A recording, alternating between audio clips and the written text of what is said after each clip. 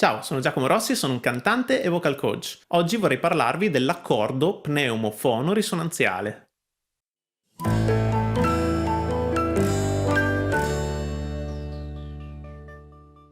Se vi dicessi accordo pneumofono-risonanziale, no, non è una malattia rara, ma un equilibrio che si instaura tra diversi elementi quando cantiamo in maniera bilanciata. Vi spiego meglio che cosa intendo. Allora, intanto ripetete con me.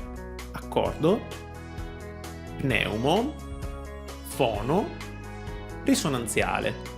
Sembra un parolone altisonante, però in realtà basta scomporlo nei termini che lo compongono per capire meglio che cosa significa. È più semplice di quanto sembri. Pneumo significa aria, quindi la gestione della respirazione. Fono significa suono, quindi la gestione della fonte del suono, cioè le corde vocali. Risonanziale, la gestione appunto delle risonanze. Questo accordo dunque è l'equilibrio che coinvolge tutti questi fattori. Per cantare bene dobbiamo mettere in armonia tutti questi elementi, ognuno dei quali deve cooperare con gli altri per rendere il suono più stabile, meno sforzato e più armonioso. Ve lo spiego meglio con una metafora. Possiamo immaginare lo strumento voce come una torre a 3 livelli.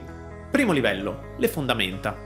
Le fondamenta sono costituite dalla respirazione. Anche a livello fisico nel nostro corpo possiamo immaginarlo così, perché tutti i muscoli addetti alla respirazione si trovano nella parte inferiore del nostro corpo. I muscoli intercostali, il diaframma, i muscoli addominali, la zona pelvica, tutto questo è nella parte inferiore, quindi nelle fondamenta del nostro strumento voce. Se non ci sono le fondamenta, non possiamo nemmeno costruire i piani superiori.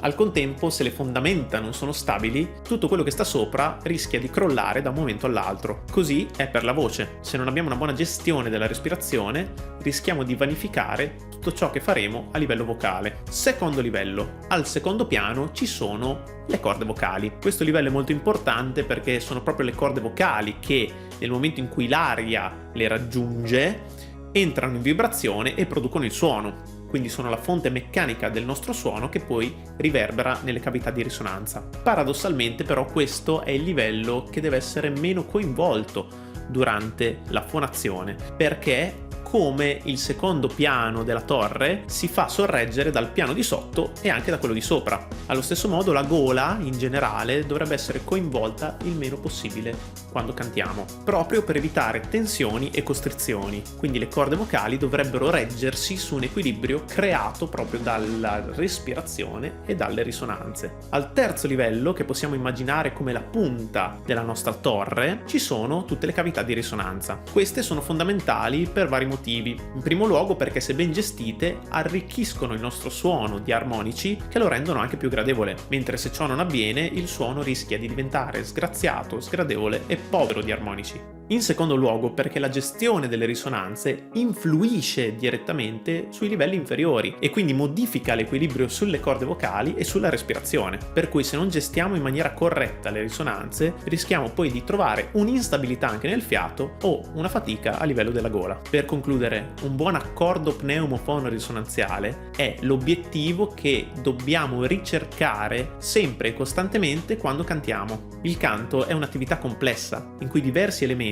cooperano per ottenere un preciso risultato. Se qualcuno di questi non lavora in armonia con gli altri, non troveremo la stabilità che vogliamo e ci stancheremo eccessivamente. Non ha senso dunque focalizzarsi su un solo aspetto del canto. Bisogna considerare il nostro corpo come un unico strumento in cui il tutto è più importante dei singoli elementi per trovare la giusta armonia. Bene, grazie per aver visto questo video. Se vi è piaciuto lasciate un like e iscrivetevi al canale. Se avete domande scrivetele nei commenti e potranno diventare il tema di video futuri. Ci vediamo al prossimo video. Ciao!